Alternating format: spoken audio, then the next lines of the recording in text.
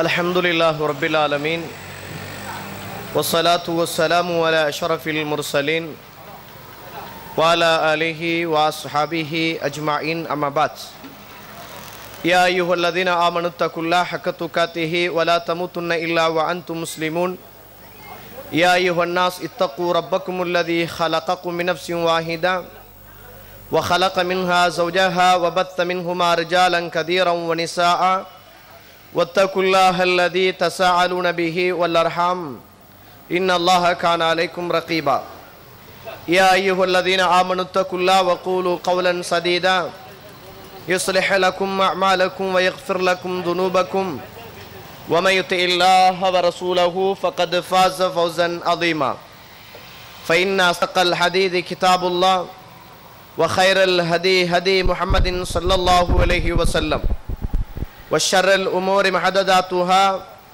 وكل محدثة بدعة وكل بدعة ضلالة وكل ضلالة في النار எல்லாம் வல்ல அல்லாஹ்வுடைய திருநாமம் போற்றி ஆரம்பம் செய்கின்றேன். ஸலாத்தும் ஸலாமும் இறை தூதர் நபி முஹம்மது ஸல்லல்லாஹு அலைஹி வஸல்லம் அவர்கள் மீதும் அவருடைய வாழ்க்கை வழிமுறைகளை இந்த உலகத்திலே பின்பற்றி வாழ்ந்த உத்தம சஹாபாக்கள், தொடர்ந்தவர்கள், துயர்ந்தவர்கள் இன்ஷா அல்லாஹ் கியாமத்துடைய நாள் வருகிற வரைக்கும் தூய்மையான இஸ்லாத்திலே வாழ்ந்து தூய்மையோடு மரணிக்க வேண்டும் என்ற நல்ல உள்ளங்கள் கொண்ட ஆண்கள், பெண்கள், வாலிபர்கள், வயோதிபர்கள், குறிப்பாக என்னையும் உங்களையும் இன்றெடுத்து எனக்கும் உங்களுக்கும் அறிவையும் அன்பையும் நேசத்தையும் பாசத்தையும் ஊட்டி வளர்த்துவிட்டு இப்போது நானும் நீங்களும் வாழுகிற மண்ணை விட்டும் என்னுடைய உங்களுடைய கண்ணை விட்டும் மறைந்து மண்ணறைகளிலே வாழ்ந்து கொண்டிருக்கின்ற என்றைக்குமே மறக்க முடியாத என்னையும் உங்களையும் பெற்றெடுத்த தாயும் தந்தையும் இந்த மண்ணுக்கு மேலே நோய்களோடும் கஷ்டத்தோடும் சிரமத்தோடும் ஆரோக்கியத்தோடும் சந்தோஷத்தோடும் கவலைகளோடும் வாழ்ந்து கொண்டிருக்கின்ற என்னையும் உங்களையும் பெற்றெடுத்த தாயும் தந்தையும் மீதும் அல்லாஹ்வுடைய அருளும் அன்பும் என்றென்றும் உண்டாக வேண்டும் என்ற இனிய பிரார்த்தனையோடு ஆரம்பம் செய்கின்றேன். கண்ணியத்திற்கும் பெருமதிப்புக்கும் உரிய இஸ்லாமிய சகோதர சகோதரிகளே, அல்லாஹ்வுடைய நல்லடியார்களே, இளைஞர்களை குறிவைத்து தாக்குகின்ற, இளைஞர்களை அழித்து விடுகின்ற ஒரு அபாயம் நிறைந்த ஒரு சக்தி இன்றைக்கு போதை வஸ்து என்பது சர்வ சாதாரணமாக சமுதாயத்தில் இன்றைக்கு துளிர்விட்டு பரப்பப்பட்டு அல்லது திட்டமிட்டு அது முஸ்லிம் சமுதாயத்துக்குள் ஊடுருவி கொண்டிருப்பதை நானும் நீங்களும் பார்க்கிறோம்.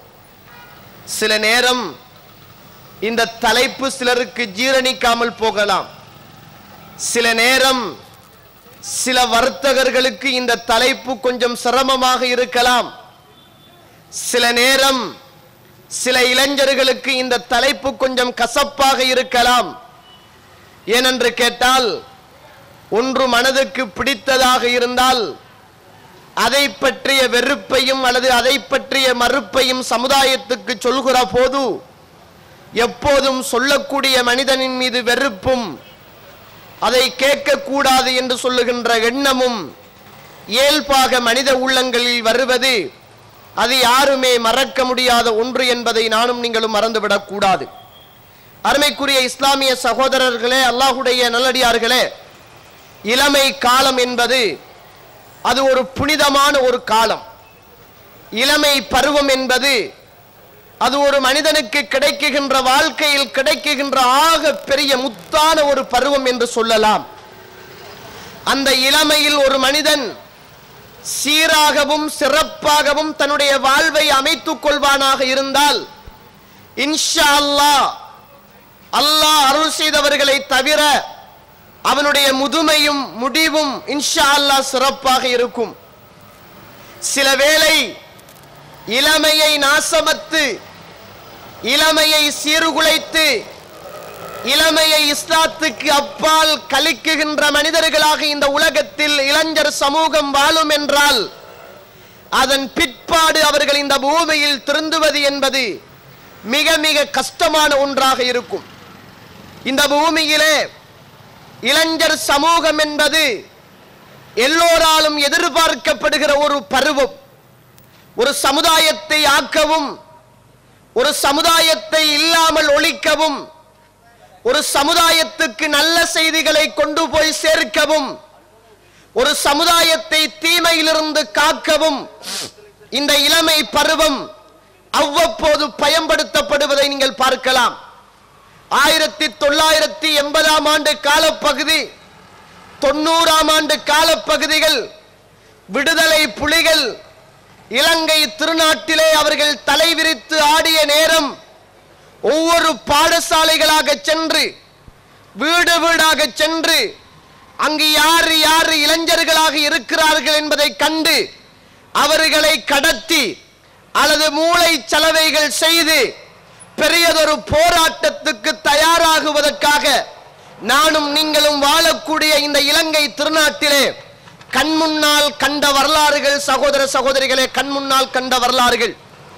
எந்த ஒரு சமூகமாக இருந்தாலும் அந்த சமுதாயத்துக்கு கிடைக்குகின்ற ஆகப்பெரிய சொத்து, அந்த சமுதாயத்துக்கு கிடைக்குகின்ற ஆகப்பெரிய ஒரு பாக்கியம் சீரான சிறப்பான நல்ல இளைஞர் சமூகம்.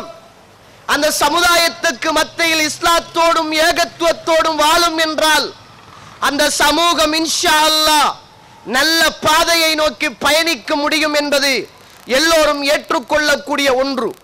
அதனாலதான் அல்லாஹ் ரப்புல் ஆலமீன் வயோதிபர்களுக்கு இல்லாத, வாழ்ந்துவிட்டு இந்த காலத்தில் ஓய்வெடுக்கக்கூடிய முதுமை அடைந்தவர்களுக்கு இல்லாத பல சிறப்புகளை பற்றி அல்லாஹ் ரப்புல் ஆலமீன் இளைஞர் சமுதாயத்துக்கு நிறையவே சிறப்பை அல் குர்ஆனும் சுன்னாவும் சொல்லுவதை பார்க்கலாம்.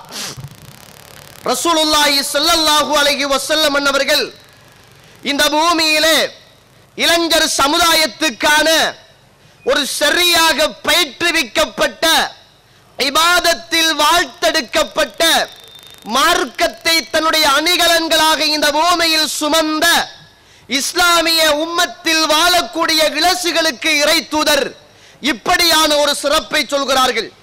புகாரியிலே 660வது ஹதீதாக புகாரியிலே இந்த ஹதீதை பார்க்கலாம். அன் நபி ஹுரைரா அனின் நபி ஸல்லல்லாஹு அலைஹி வஸல்லம் قال, அபூ ஹுரைரா ரலியல்லாஹு அன்ஹு அவர்கள் அல்லாஹ்வுடைய தூதரை தொட்டும் அறிவிக்கக்கூடிய ஒரு செய்தி. அல்லாஹ்வுடைய தூதர் சொன்னார்கள், சபஅத்துன் யுதில்லுஹுமுல்லாஹு ஃபீ தில்லிஹி யௌம லா தில்ல இல்லா தில்லுஹு. அல்லாஹ் ரப்புல் ஆலமீன் மறுமையுடைய நாளையில் எந்த நிழலுமே இல்லாத அப்படிப்பட்ட அந்த மறுமையுடைய நாளையில் மனிதனுடைய தலைக்கு மிக சமீபமாக சூரியன் வைக்கப்படுகிற, வேர்வைகள் கொட்டுகிற, பாவத்துக்கு ஏற்ப மனிதன் வேர்வையினால் நனைந்து போகின்ற அப்படிப்பட்ட அமளிகளும் துமளிகளும் நடக்கக்கூடிய மறுமையுடைய நாளையில் அல்லாஹ் 7 கூட்டத்தாருக்கு அல்லாஹ் ரப்புல் ஆலமீன் நிழலை கொடுக்கிறான். அதிலே ஒரு கூட்டம் யார் என்று கேட்டால் அல்லாஹ்வுடைய தூதர் வாழ்ந்துவிட்டு ஓய்வெடுக்கக்கூடிய அந்த வயோதிபர்களை இறை தூதர் சொல்லவில்லை. ரசூலுல்லாஹ் சொன்னார்கள், வஷாபுன் நஷா ஃபி இபாதத்தி ரப்பிஹி. ஒரு வாலிபன், எப்படிப்பட்ட வாலிபன் என்றால் தன்னுடைய வாலிப பருவத்தை, தன்னுடைய இளம் காலத்தை போதையிலிருந்து பாதுகாத்து அல்லது புத்தி பேதலிக்குகின்ற இடங்களில் இருந்து தன்னை காத்துக்கொண்டு இபாதத்தோடும் வணக்கத்தோடும் இஸ்லாத்தோடும் குர்ஆனோடும் சுன்னாவோடும் இந்த உலகத்தில் கட்டி காத்து ஒரு இளைஞர் சமூகமாக, ஒரு இளைஞராக இந்த உலகத்தில் வாழக்கூடிய மனிதனுக்கு அல்லாஹ் ரப்புல் ஆலமீன் நாளை மறுமையிலே எந்த நிழலும் இல்லாத மறுமையுடைய நாளையில் அல்லாஹு தஆலா நிழலை கொடுக்கிறான் என்று ரசூலுல்லாஹி ஸல்லல்லாஹு அலைஹி வஸல்லம் அவர்கள் சொல்லுவதை பார்க்கிறோம். அருமைக்குரிய இஸ்லாமிய உறவுகளே, எனக்கு வழங்கப்பட்ட தலைப்பு இளைஞர் சமூகத்தை, இளசுகளை குறிவைத்து தாக்குகின்ற சதி போதை என்பது எனக்கு தரப்பட்ட தலைப்பு. இங்கு எங்கு பார்த்தாலும் இந்த நாட்டிலே போதை ஒழிப்பு மாநாடுகள் நடந்து கொண்டிருப்பதை பார்க்கிறோம். 2015ஆம் ஆண்டு இந்த நாட்டிலே இருக்கக்கூடிய ஜனாதிபதி மைத்திரிபால சிறிசேன அவர்கள் முதலாவது வந்தவுடன் அவர் சொன்ன செய்தி என்ன என்று கேட்டால், போதையற்ற சமூகத்தை, போதையற்ற ஒரு நாட்டை இந்த நாடாக கட்டியெழுப்ப வேண்டும் என்றுதான் பிரகடனப்படுத்தப்படுவதை பார்க்கிறோம். அருமைக்குரிய இஸ்லாமிய சகோதர சகோதரிகளே, எங்கு பார்த்தாலும் போதை போதை போதை என்று சொல்லுகின்ற சத்தம் இன்றைக்கு சமுதாயத்தை அழித்துக் கொண்டிருந்தது. ஒரு காலம் எங்கு பார்த்தாலும் யுத்தம் யுத்தம் யுத்தம் என்று சத்தங்கள் மாறி மருவி இப்போது போதை போதை போதை என்று சொல்லுகின்ற சத்தங்கள் ஒவ்வொரு மனிதனையும் சத்தமில்லாமல், வெடில் சத்தமில்லாமல், ஷூட்டிங் இல்லாமல் ஒவ்வொரு இளசையும், ஒவ்வொரு இளைஞரையும், ஒவ்வொரு சமுதாயத்துடைய ஆணிவேரையும், ஒவ்வொரு சமுதாயத்துடைய பொருளாதாரத்தையும், ஒவ்வொரு சமுதாயத்துடைய கல்வியையும், ஒவ்வொரு சமுதாயத்துடைய கலாச்சாரத்தையும் அழித்துக் கொண்டிருக்கின்ற ஆக மோசமான ஒரு செயல்தான் இந்த போதை வஸ்து என்பது நானும் நீங்களும் மறக்க முடியாத, ஏற்றுக்கொண்டாக வேண்டிய ஒரு உண்மையான நிலைமை என்பதை நானும் நீங்களும் புரிந்து கொள்ள வேண்டும். அருமைக்குரிய இஸ்லாமிய உறவுகளே, 1987 ஆண்டு ஐக்கிய நாடு பொதுச்சபையிலே எடுக்கப்பட்ட தீர்மானத்தின் அடிப்படையில் ஒவ்வொரு வருடமும் ஜூன் 26 போதைப் பொருள் மற்றும் சட்டவிரோதமான கடத்தலை கண்டிக்கின்ற ஒரு தினமாக இந்த நாட்டிலே அனுஷ்டிக்கப்படுவதை பார்க்கிறோம்.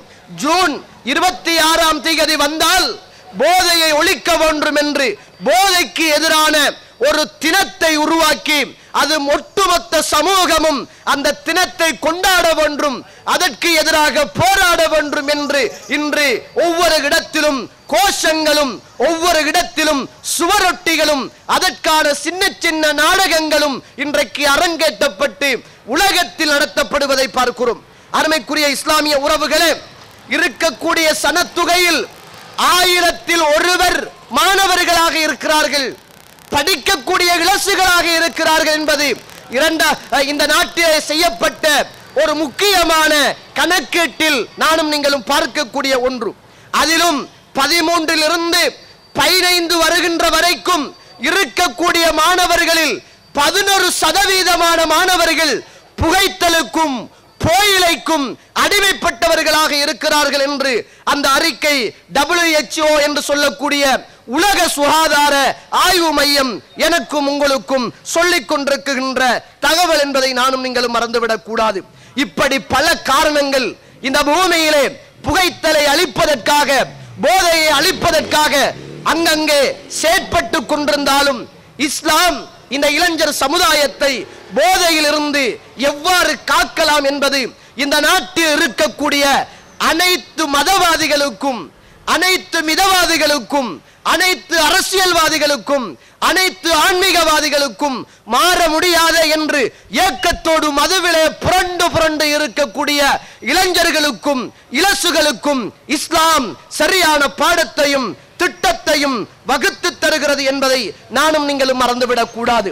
இந்த போதை என்பது முதலாவது மனிதனுடைய புத்தியை மாற்றுகின்ற போதை என்பது தன்னம்பிக்கையில் இருந்து ஒரு மனிதனை ஓரமாக்குகின்ற போதை என்பது ஒரு பலத்தை குன்ற வைக்குகின்ற போதை என்பது சந்ததிகளை அழிக்குகின்ற போதை என்பது இளைஞர்களை குட்டி சுவடாக்குகின்ற கேவலமான ஒரு மருந்து என்று சொல்லலாம். அதுதான் இன்றைக்கு மனிதன் ரசித்து ருசித்து குடித்துக் கொண்டிருக்கின்ற இந்த போதைகள். இளைஞர் சமுதாயத்தை குறிவைத்து தாக்கப்படுகிற சில முக்கியமான செயற்பாடுகளில் இந்த போதை வஸ்து முதல் தரம் பெறுவதை நீங்கள் பார்க்கலாம். இன்றைக்கு இருக்கக்கூடிய இளைஞர்களை காவு கொள்வதற்காக சினிமா பெரியதொரு செல்வாக்கு செலுத்துகிறது, பெரியதொரு செல்வாக்கு செலுத்துகிறது. ஆடை கலாச்சாரம் இளைஞர்களை காவு கொள்வதற்காக பெரியதொரு செல்வாக்கு செலுத்துகிறது. போதை பாவனை என்பது இளைஞர்களை வழிகெடுப்பதற்காக, குறிப்பாக முஸ்லிம் இளைஞர்களை ஈமானை பறிப்பதற்காக, அவர்களுடைய உடம்பிலே இருக்கக்கூடிய புனிதமான அந்த வீரத்தை கலட்டிவிட்டு கோழைகளாக மாற்றக்கூடிய ஒரு பெரியதொரு சதித்திட்டம் இன்றைக்கு முழு இடங்களிலும் இது செயற்படுத்தப்பட்டு கொண்டிருக்கிறது என்பதை நானும் நீங்களும் மறந்துவிடக் கூடாது. இந்த போதை பாவனை என்பது நினைவாற்றலை குறைக்கக்கூடிய ஆக மோசமான ஒரு கீழ்த்தரமான ஒரு பானம் என்பதை மறந்துவிடக் கூடாது. சீரான இதய துடிப்பை இல்லாமல் ஆக்குகின்ற சீர்கெட்ட சமுதாயத்தை உருவாக்குவதில் இந்த போதை வஸ்து முன்னிலைமையில் இருப்பதை நீங்கள் பார்க்கலாம். இரத்த அழுத்தம் என்று சொல்லுகின்ற இரத்தத்தை அதிகமாக மனிதனுக்கு இந்த பூமியிலே இரத்த நோயை கொண்டு சேர்க்கின்ற பயங்கரமான நோயை தருகின்ற ஒரு போதை என்று சொல்லலாம்.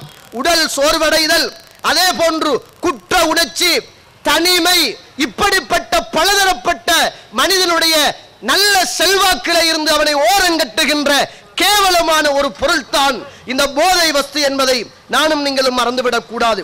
அருமைக்குரிய இஸ்லாமிய உறவுகளே, சகோதர சகோதரிகளே, இந்த போதை வஸ்து என்பது இலங்கையிலே 1980ஆம் ஆண்டு காலப்பகுதியில் தான் இந்த போதை பாவனை பரக ஆரம்பிக்கிறது. வரலாறை புரிந்து கொண்டால் இந்த வரலாற்றின் ஊடாக இளைஞர் சமூகம் எப்படி காவு கொள்ளப்படுகிறார்கள் என்ற கவலையான நிகழ்வுகளை நானும் நீங்களும் அறிந்து கொள்ள முடியும். 1980ஆம் ஆண்டு காலப்பகுதிக்கு பிற்பாடுதான் இலங்கை திருநாட்டிலே போதை வஸ்து பரவ ஆரம்பிக்கிறது.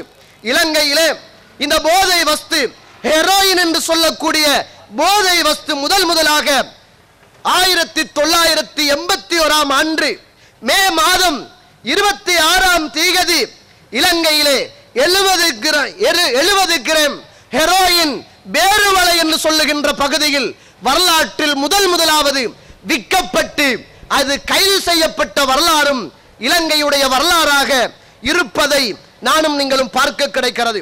என் அருமைக்குரிய இஸ்லாமிய சகோதர சகோதரிகளே, அல்லாஹ்வுடைய நல்லடியார்களே, பேருவளையிலே 1981ஆம் ஆண்டு முதலாவதாக 70 கிராம் ஹெரோயின் போதைப் பொருள் அங்கு விற்கப்பட்ட போது அங்குள்ளவர் கைது செய்யப்பட்டார் என்ற கசப்பான வரலாறு இலங்கையில் எழுதப்பட்ட வரலாறு என்பதை நானும் நீங்களும் பார்க்க கிடைக்கிறது. இந்த பூமியில் மனிதன் வாழுகிற காலம் அல்லாஹ் ரப்புல் ஆலமீன் இளைஞனாக இருந்தாலும் வாலிபனாக இருந்தாலும் வயோதிபனாக இருந்தாலும் ஒரு நல்ல ஒரு விடயத்துக்கு இஸ்லாம் ஊக்கப்படுத்துவதை பார்க்கலாம். இஸ்லாமிய சமுதாயத்துக்குள் மத்தியில் போதைப் பொருள் பாவனை என்பது நான் நினைக்கிறேன் ஏகத்துவ வெளிச்சத்துக்கு பிற்பாடுதான் இந்த உலகத்திலே உச்சரிக்கப்பட்டிருக்கும். ஏனென்றால் மன்னித்துக் கொள்ள வேண்டும், கடந்த காலங்களில் ஏகத்துவ எழுச்சிக்கு முன்னால் உள்ள காலங்களில் சில ஆலிம்கள் கூட, சில ஆன்மீகவாதிகள் கூட, சில தலப்பாவுக்கு சொந்தக்காரர்கள் கூட இதை பகிரங்கமாக பள்ளிவாசல்களிலும் பள்ளிவாசல்களின் அறைகளிலும் குடித்த வரலாறு கசப்பான வரலாறு என்பதை நானும் நீங்களும் மறந்துவிடக் கூடாது. ஆலிம்கள் கூட அன்றைக்கு இருந்தவர்கள் இளைஞர்களை கெடுப்பதற்காக அந்நிய நாட்டுடைய சக்திகளை சிக்குண்டு அப்படியே சமுதாயத்துக்கு முன்னால் அது ஹராம் கிடையாது என்ற தோரணையில் சமுதாயத்தை குட்டிச்சுவராக்கிய ஆன்மீகவாதிகளும் இஸ்லாத்துக்குள் இல்லாமல் இல்லை என்பதை நானும் நீங்களும் மறந்துவிடக் கூடாது. இந்த போதை வஸ்து என்பது இன்றைக்கு சர்வ சாதாரணமாக பலதரப்பட்ட பேறுகளோடு மனித சமுதாயத்தில் பரவிக் கொண்டிருப்பதை நீங்கள் பார்க்கலாம். பாடசாலைகளிலே அங்காடி வியாபாரிகள், ஒவ்வொரு தெருக்களிலும் இருந்து வியாபாரம் செய்யக்கூடியவர்கள் கஞ்சா சாக்லேட் என்று ஒரு சாக்லேட்டை இளைஞர்களுக்காக வித்துக் கொண்டிருக்கிறார்கள். பல பேர்கள் கைது செய்யப்பட்டாலும் இன்றைக்கும் இளைஞர்களை பாடசாலைகளிலே படிக்கின்ற சின்ன பருவத்தில் கஞ்சா சாக்லேட் என்ற ஒரு சாக்லேட்டை உற்பத்தி செய்து இளைஞர்களை வழிகெடுப்பதற்காக ஆகப்பெரிய திட்டத்தை இன்றைக்கு சமூகத்தில் அரங்கேற்றப்பட்டுக் கொண்டிருக்கிறது. அது மாத்திரமல்ல, போதை பொருள் மாவா, பீடி, கஞ்சா, சிகரெட், அபின், அதே போன்று சில மாத்திரைகள், சில பானி மருந்துகள், இன்னொரு பொருட்கள் சமுதாயத்துக்கு மத்தியிலே சர்வ சாதாரணமாக பயன்படுத்தப்படுவதை பார்க்கலாம்.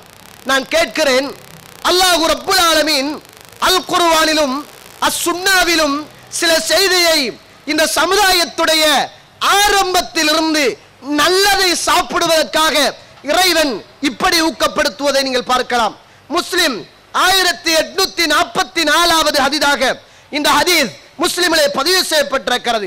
அபூ ஹுரைரா ரலியல்லாஹு அவர்கள் அறிவிக்கிறார்கள், قال رسول الله صلى الله عليه وسلم ايها الناس, ஏ மனித சமுதாயமே, இறை தூதர் இந்த பூமியிலே வாழக்கூடிய மூமின்களை மாத்திரம் அழைத்து சொல்லவில்லை.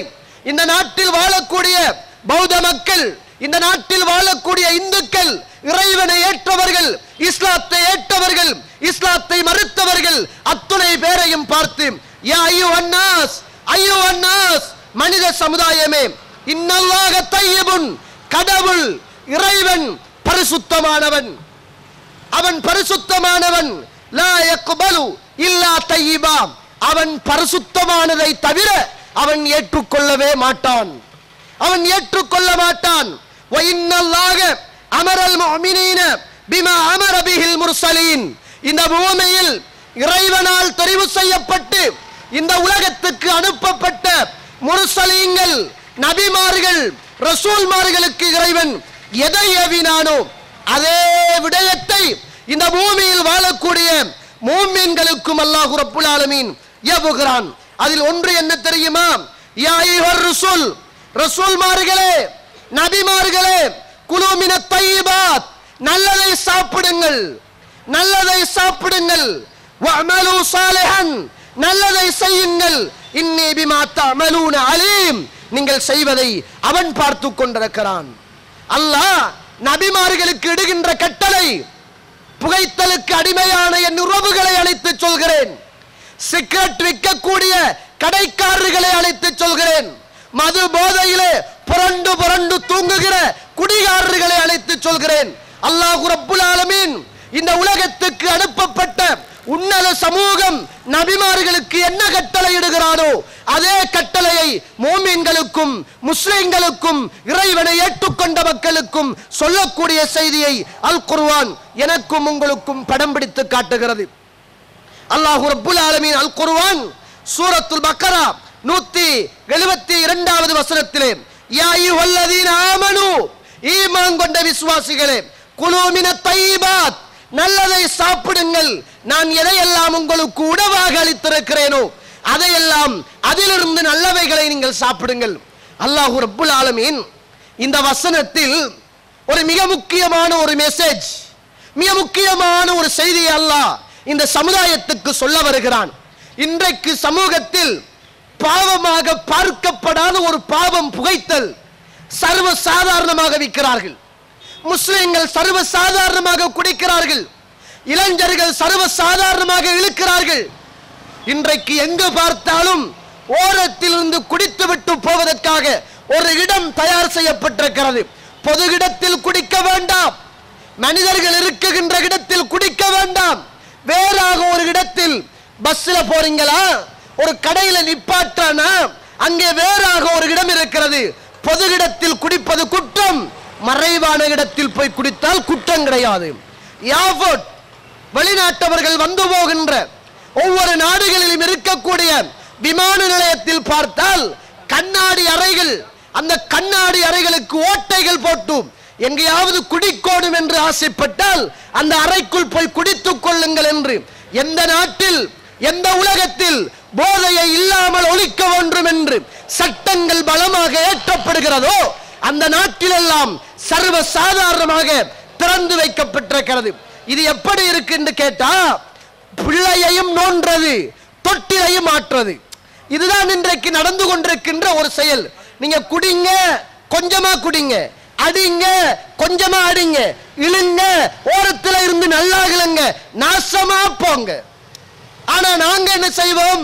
ரோட்டில் இறங்கி போராடுவோம், போஸ்டர் ஒட்டுவோம், அரசியல் மயப்படுத்துவோம், பெரிய பெரிய ஸ்பீக்கரில் பேசுவோம், நியூஸ்களிலே அறிவிப்போம். நாங்கள் இந்த நாட்டை போதையற்ற சமூகத்தை உருவாக்குவதற்கு உயிரை கொடுத்து நாங்கள் காப்போம்.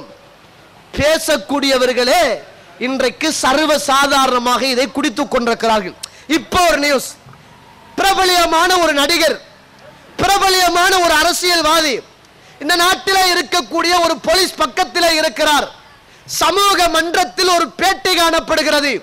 அவர் சொல்லக்கூடிய செய்தி, இன்றைக்கு சர்வ சாதாரணமாக முஸ்லிம்கள் குடு கடத்தலிலும் போதை பாவனைகளை இறக்குமதி செய்வதிலும் முஸ்லிம்கள் சர்வ சாதாரணமாக ஈடுபடுகிறார்கள். பொருளாதாரத்தை தேடுகிற ஆகப்பெரிய யுக்தியாக அதை பயன்படுத்துகிறார்கள்.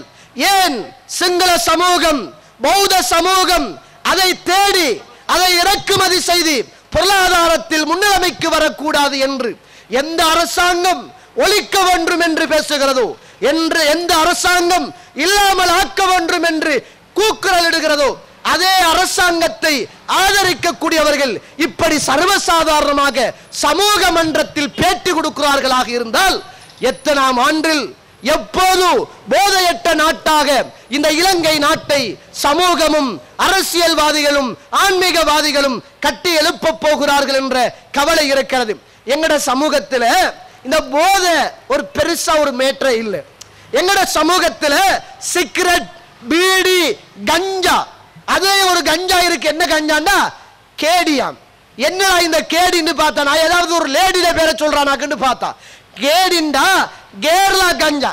இலங்கையில உற்பத்தி ஆகிறது பெருசா செல்வாக்கு செலுத்துற இல்ல, மூளையில பெருசான செய்யற இல்ல, அது தார இல்ல. சில இடங்களில் அவ்வப்போது களவில் விவசாயம் செய்து கஞ்சாவை விற்கிறார்களாம், அல்லாஹு அலம். ஆனா கேடி அப்படின்ற ஒரு பேரு வந்திருக்குது. அதுக்கும் ஒரு ஷார்ட் நேம்.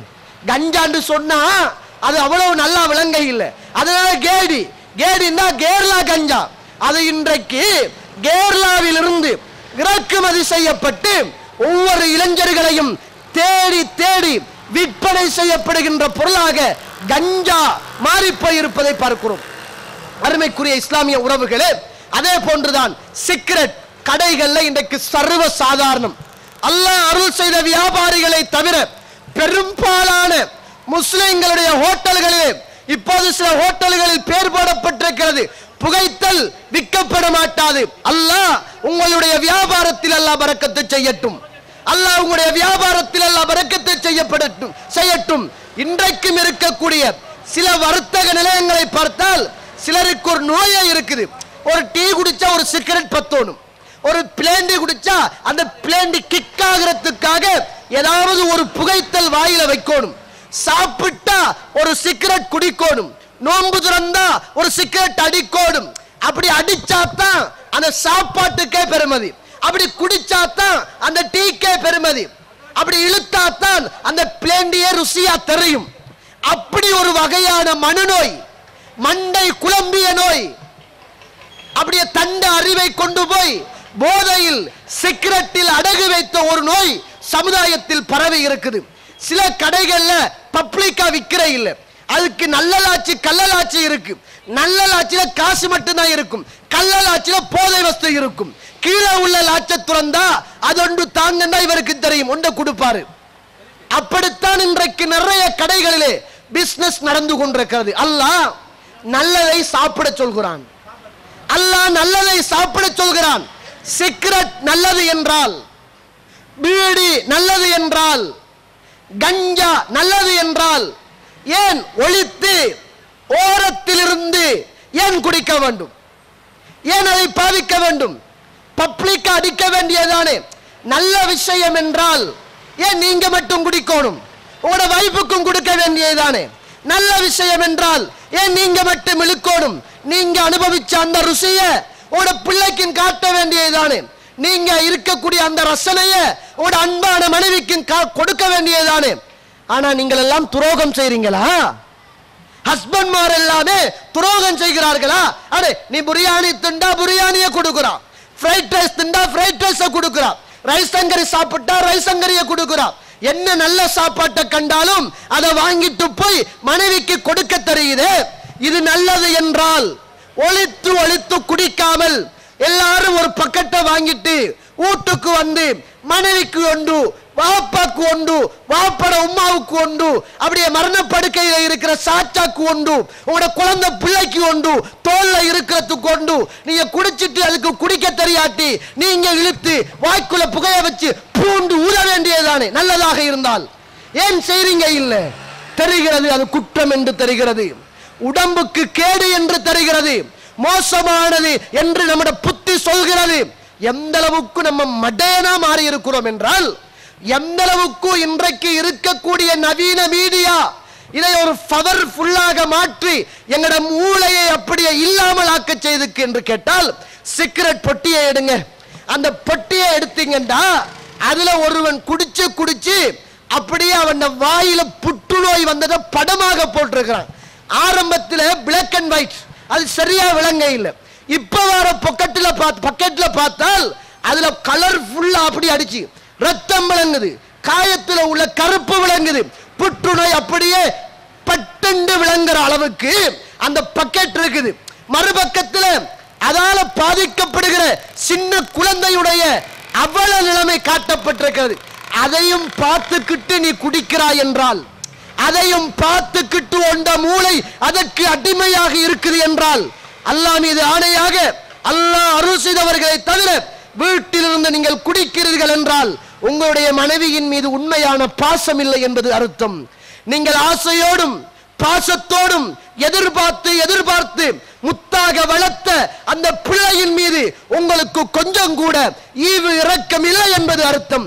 படத்தில் காட்டிருக்கிறது, அதை குடிக்கிறவனை விட அதை சுவாசிக்கிறவனுக்குத்தான் ஆபத்து என்று காட்டி இருக்கிற போது கூடவே அதை வாங்கிட்டு வந்து அறைக்குள்ள இருந்து 4 பேருக்கு தெரியாம நல்லவனை போல குடிச்சிட்டு மனைவியையும் குழந்தைகளையும் நாசமாக்குகின்ற செயல்களில் சமூகம் ஈடுபடும் என்றால் இந்த சமூகத்தை என்னவென்று சொல்வது? அருமைக்குரிய இஸ்லாமிய சகோதரர்களே, இன்றைக்கு அதே போன்று ஒரு பக்கம் இந்த பீடி சிகரெட் என்று சொல்லக்கூடிய புகைத்தல், இன்னும் ஒரு பக்கம் பானம். இந்த பானத்துக்கு பல பெயர், நிறைய பெயர்கள். அதுல ஒன்று மதுபானம். இதுல வேடிக்கை என்னன்னு கேட்டா, மதுபானம் மேற்கத்திய நாடுகள்ல போய் கிளாஸையும் சீஸ் அப்படின்னு அடிச்சு குடிச்சா அது மேற்கத்திய கலாச்சாரம். அடே கிளாஸையும் 2 பேரும் தூக்கி அடிச்சா கிட்டத்துல கூட ஒருவர் போய் ஒரு நாட்டில் போதையை ஒழிக்க வேண்டும், போதையற்ற நாடாக மாத்தோடும் என்று சொல்லி ஒரு பொம்பளையோட அப்படியே கிளாஸ் தூக்கி அடிச்சிட்டு 2 பேரும் சந்தோஷமாக குடிக்கிறாங்க. நாட்டை விட்டு போனா அது கலாச்சாரம், நாட்டுக்குள்ள வந்தா அது அனாச்சாரம். என்னடா வாப்பா சொல்றீங்க நீங்க? என்ன நடக்குது? மேற்கத்திய நாடுகளில் மது வைக்கப்பட்டிருக்கிறது. எந்த அளவுக்கு என்றால் விமானத்தில் கூட அது கொடுக்கப்படுகிறது. போதை ஃப்ரீயாக விமானத்தில் கூட கொடுக்க. நிப்பாட்டண்டா வாப்பா, இந்த நாட்டை போதையற்ற நாடாக மாற்ற வேண்டும் என்று கனவு கண்டால் ஆகாயத்தில் பறக்கக்கூடிய மனிதனை கூட அவன் எங்கே இருக்கிறான் என்ற அளவுக்கு அவனுடைய புத்தியை பேதலிக்குகின்ற கேவலங்கட்ட பானத்தை அங்கே கொண்டு வச்சு ஆகாயத்தில் கொண்டு வச்சு கொடுக்கிற சமூகம் தரையிலும் கொடுப்பதற்கு எவ்வளவு காலம் எடுக்கும்? ஒன்று. ஆனா மாஷா அல்லாஹ் இன்னும் ஒன்று என்னென்று கேட்டால், சவுதி நல்லமா கெட்டதா அது 2வது பிரச்சனை. ஆனால் சவுதியுடைய வான எல்லை இருக்குத்தானே, சவுதியுடைய பிளைட் பறக்கக்கூடிய எல்லை, எந்த ஒரு அந்நிய நாட்டில் இருந்து பயணிக்கக்கூடிய விமானமாக இருந்தாலும் அந்த விமானத்தில் ஒரு அறிவித்தல் விடுவார்கள், சவுதியுடைய எல்லை கடந்ததற்கு பிறகுதான் மதுபானம் பயணிகளுக்கு வழங்கப்படும். ஸ்ரீலங்காவில் இருந்து செல்லக்கூடிய விமானிகள் ஸ்ரீலங்கா ஏர்லைன்ஸ்ல போனால் அங்கே அறிவித்தல் விடுப்பார்கள், சவுதியுடைய எல்லைக்கு பிற்பாடுதான் உங்களை பைத்தியக்காரனாக நாங்கள் மாத்த ரெடி. அல்லாஹ் அக்பர். உங்களை புத்திய நாங்க கெச் பண்ண ரெடி, உங்களை போதையை தந்து உங்களை படுக்க போட நாங்க ரெடி, உங்களோட ஆண்மையை கெடுக்க ரெடி, உங்களோட உடலை அப்படியே குட்டி சுவராக மாத்த ரெடி, உங்களோட சிந்தனை அப்படியே சீரழிக்க ரெடி அப்படி என்று ஆகாயத்தில் கூட அறிவித்தல் செய்கின்ற அளவுக்கு இன்றைக்கு போதை வஸ்து சர்வசாதாரணமாக சமுதாயத்தில் மாறி போயிருக்கிறது. அல்லாஹ் அருள் செய்த நாடுகளையும் ஊர்களையும் நல்ல உள்ளங்கொண்ட மனிதர்களையும் தவிர. அருமைக்குரிய இஸ்லாமிய சகோதர சகோதரிகளே, எங்கட சமூகத்தில் ஒன்று இந்த குடி சாராயம். இதுல பல வர்ணங்களோடு பேர். ஒன்று மிஸ்கின்னு சொல்றான், இன்னும் ஒன்று பியர்னு சொல்றான், ஆல்கஹால் சொல்றான், அது ஆல்கஹால் இல்லைன்னு சொல்றான், இதை குடிச்சா போதை கொஞ்சம் வரும் என்று சொல்றான், அதை குடிச்சா கூட வரும் என்று சொல்றான். இது ஒரு காபத்தல் குடிச்சா பிரச்சனை இல்லையாம், அரை போத்தல் குடிச்சா கொஞ்சம் ஆடுவானாம், ஒரு போத்தல் குடிச்சா முழுக்க ஆடுவானாம். இந்த பானத்திலேயே பல பெயர்களை உண்டாக்கி சமுதாயத்தை சீரழித்துக் கொண்டிருக்கிறார்கள். இந்த நாட்டில் ஒவ்வொரு வியாபாரத்துக்கும் விளம்பரம் இருக்குது. இப்ப இந்த கடையை பார்த்தீங்கன்னா கருத்த போட்டுல நிக்கல் கலர் அப்படி போட்டு அவங்க கடையை விளம்பரப்படுத்தி இருக்கிறாங்க. ஒவ்வொரு கடைக்கும் அங்கால சிவப்பும் வெள்ளையும் அப்படி ஒவ்வொரு கடைக்கு ஒவ்வொரு விளம்பரம் அவங்க விரும்பின டிசைன்ல போட்டு வச்சிருக்குது. ஆனா நம்மட நாட்டில இந்த மதுபான கடை இருக்குது. இந்த மதுபான கடை எங்க போனாலும் யாரு பார்த்தாலும் இது மதுபான கடை, வாசிக்கவே தேவையில்லை. பச்சை போர்டுல வெள்ளை எழுத்து. அது எந்த நாட்டுக்கு போனாலும் ஸ்ரீலங்கா அப்படி என்று சொன்னா பச்சை கலர் போர்டுல வெள்ளை எழுத்து லைசன்ஸ் கொடுத்து குடிகாரர்களை உருவாக்குவதற்காக இந்த நாட்டிலேயே சர்வ சாதாரணமாக திறந்து வச்சு விட்டு போதையற்ற நாடாக உருவாக்குவோம் என்றா என்னங்க சொல்றீங்க? என்ன சொல்ல வாரீங்க? கொஞ்சம் குடிச்சால் அரசியல்வாதிகள், ஆன்மீகவாதிகள், பாதுகாப்பு படையினர் சர்வ சாதாரணமாக குடிக்கிறார்கள். லஞ்சம் கொடுக்கறதுக்கும் இதை தான் கொடுக்குறான். ஏதாவது லைசன்ஸ் பிடிச்சிட்டானண்டா காபோத்தல் கொடுத்தா திரும்ப தார, அரை போத்தல் கொடுத்தா அவனா தார, ஒரு போத்தல் கொடுத்தா ஊட்ட கொண்டு தார, 2 போத்தல் கொடுத்தா வாழ்க்கையில பிடிக்கிறதே இல்லை. எல்லாரையும் சொல்ல இல்லை, ஒரு சிலர் இப்படித்தான் இருக்கிறார்கள். அந்த அளவுக்கு கேவலமான முறைகளில் இன்றைக்கு இந்த போதை வஸ்து சர்வ சாதாரணமாக சமூக மயப்படுத்தப்பட்டு மாறி போயிருப்பதை பார்க்கிறோம். அல்லாஹ் ரப்புல் ஆலமீன் அல் குர்ஆனிலும் சுன்னாவிலும் இப்படி சொல்கிறான். 2வது அத்தியாயம் 219வது வசனம், யஸ்அலூனக அனில் ஹம்ர், நபியே சாராயத்தை பற்றி கேட்கிறார்கள். 1440 ஆண்டுகளுக்கு முன்னர் அன்று வாழ்ந்த சமுதாயம் சாராயத்தை பற்றி கேட்கிறது, மதுபானத்தை பற்றி கேட்கிறது. அப்போது இறைவன் இந்த சாராயத்தையும் மதுபானத்தையும் அதே போன்று சூதாட்டத்தையும் பற்றி சொல்கிற போது குல் ஃபீஹிமா இஸ்முன் கபீர், அது பெரும் பாவம் என்று சொல்லுங்கள்.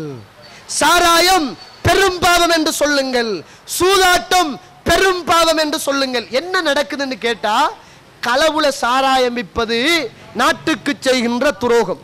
லைசன் எடுத்து சாராயம் வித்தா அது நாட்டுக்கு செய்கின்ற நலவு. மனுஷனை பத்தி மேற்றே இல்லை, மனுஷனை பத்தி கணக்கே இல்லை.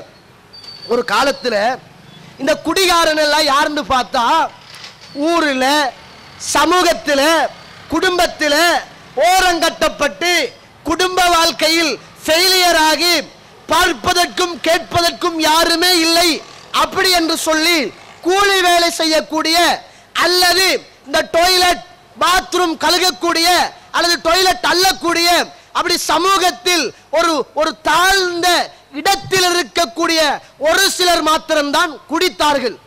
இன்றைக்கு படித்தவனும் குடிக்கிறான், டை கட்டினவனும் குடிக்கிறான், கோட்டு போட்டவனும் குடிக்கிறான், ஷூ போட்டவனும் குடிக்கிறான், பெரிய ஆபீசரும் குடிக்கிறான், ஆக அடிமட்ட லேபரும் குடிக்கிறான், உயர்மட்ட உறுப்பினரும் குடிக்கிறான். எல்லாருமே இன்றைக்கு சர்வ சாதாரணமாக குடிக்கிறாங்க. பேர் தான் வித்தியாசம், பேர் தான் இங்க வித்தியாசம். ஆரம்ப காலத்தில் குடியாரர்களை பார்த்தால் எங்கேயாவது வீட்டுல 1-2 இருக்கும், எங்கேயாவது ஊர்ல 1-2 இருக்கு, வீட்டுல இல்ல ஊர்ல 1-2 இருக்கும். அப்படியே குடிகாரம் வந்தா சமூகமே பார்த்து புதினம் பார்க்கும். பெண்கள் யாருமே ரோட்டுக்கு வர மாட்டாங்க, பயம், குடிகார வெட்டி பிடிச்சிருவான் அப்படின்னு பயம். எல்லாரும் கதவை பூட்டிட்டு அப்படியே ஜன்னலுக்குள்ளால உத்து பார்ப்பாங்க. பாரு குடியாரம் போறாண்டி, பாரு யாரு ஆட்டத்தை, கிட்ட வாராண்டி அப்படின்னு பயம். ஏன் குடியார வீட்டுக்குள்ள பூந்துடுவான் அப்படின்னு ஜன்னலை திறந்துட்டு அந்த கிரிலுக்குள்ளால உத்து பார்ப்பாங்க பெண்கள் எல்லாம். ஏன் குடிகாரம் போறான் அப்படின்னு பயந்து பயந்து புதினம் பார்த்த காலம். இளைஞர்களும் சில பெரியவர்களும் ரோட்ல வந்து அடிச்சு விரட்டுவாங்க, போடா இங்க நிக்காதடா, போடா ஏரியா விட்டு ஆள் மாறுறா அப்படின்னு போவாங்க. சில மார்க்கத்துல ஊன்றி பிடித்த மக்கள் அவனை பிடிச்சு கொண்டு போய் பள்ளியில கட்டி போடுவாங்க. பள்ளியில உள்ள நிர்வாகம் அவனை பிடிச்சு அப்படி அடிச்சு அல்லது தேசிக்கா தண்ணியை கொடுத்து அல்லது ஏதாவது ஒரு தண்ணியை கொடுத்து போதையை கலைச்சு இதுக்கு பிறகு குடிச்சா பாரு அப்படின்னு சொல்லி கடிதத்தை எழுதி காசை வாங்கி அந்த குற்றத்துக்கான தண்டையை உணர்த்தி அப்படியே அனுப்பு. இப்ப பார்த்தா யாரும் குடியாரன்னு விளங்குதில்லை. ஊர்ல ஒரு குடியாரனா இருந்தவன் இப்ப வயசாலியும் குடிக்கிறான், 11 வயசுலையும் அடிக்கிறான், 15 வயசுலையும் குடிக்கிறான், 20 வயசுலையும் குடி நடக்குது, 30 வயசுலையும் தான். நல்லா வாழ்றவனும் குடிக்கிறான், நாசமா போனவனும் குடிக்கிறான், அரசியல்வாதியும் குடிக்கிறான். சில ஊர்களில் இருக்கக்கூடிய மார்க்கத்தை சரியாக புரிந்து கொள்ளாத இந்த அப்துரவ் மாதிரி உள்ள சில ஏக்கவாதிகளும் கஞ்சாவை கசக்கி அடி, அதுக்கு ஒரு ஃபத்வா கொடுத்து குடி நடக்குது, அடி நடக்குது, யாருன்னு விளங்குதுல எல்லாமே குடிக்கிறான். ஒரு காலம் குடி அப்படியே குறைந்து போயிருந்தது. இப்ப சர்வ சாதாரணமாக சமூகமயமாக்கப்பட்டிருப்பதை பார்க்கிறோம். அருமைக்குரிய இஸ்லாமிய சகோதரர்களே, ரசூலுல்லாஹ் அந்த காலத்துல இந்த குடியை பத்தி சொன்னாங்க தானே, கூடாது வேணாது அப்படியெல்லாம் சொன்னாங்க. ஆனா ரசூலுல்லாஹ் மறுமையுடைய அடையாளங்களில் ஒன்றாக குடி பப்ளிக்காக குடிக்கப்படும். சஹாபாக்குடைய காலத்திலும் குடி இருந்துச்சு. எந்த அளவுக்கு குடி தெரியுமா? குர்ஆனே 3 கட்டத்தில் மனிதனுடைய மூளையை மாற்றுவதற்காக கட்டமாக மனிதன் விரும்பக்கூடிய மதுவில், அதுவும் நல்லதில், அன்றைக்கு இருந்த குடியை பார்த்தா இந்த திராட்சை பழம், கோதுமை, அப்படிப்பட்ட நல்லதில் உற்பத்தியான போதை தரக்கூடிய வஸ்தை கூட இஸ்லாம் புத்தியை பேதலிக்கும் என்பதற்காக 3 கட்டங்களில் என்ன செய்தது? இஸ்லாம் முடிவெடுத்து அதை மாற்றியது. அதை மாற்ற இஸ்லாம் முயற்சி செய்தது. ஆனால் ரசூலுல்லாஹி ஸல்லல்லாஹு அலைஹி வஸல்லம் அவர்கள் அந்த காலத்துக்கு பிற்பாடு ஒரு காலம் வரும். அந்த காலம் எப்படிப்பட்ட காலம் என்றால், மறுமையுடைய நாளின் அடையாளங்களில் ஒன்று. அது எப்படி என்று கேட்டால், சர்வ சாதாரணமாக குடி சமுதாயத்துக்கு மத்தியில் பரவி இருக்கும் அப்படி என்ற ஒரு செய்தியை அல்லாஹ்வுடைய தூதர் சொல்லித் தருவதை பார்க்கிறோம். அருமைக்குரிய இஸ்லாமிய சகோதர சகோதரிகளே, அல்லாஹ்வுடைய நடிகார்களே, அதே போன்றுதான் இன்றைக்கு குடிக்கக்கூடியவர்கள் பலதரப்பட்ட மனிதர்கள்.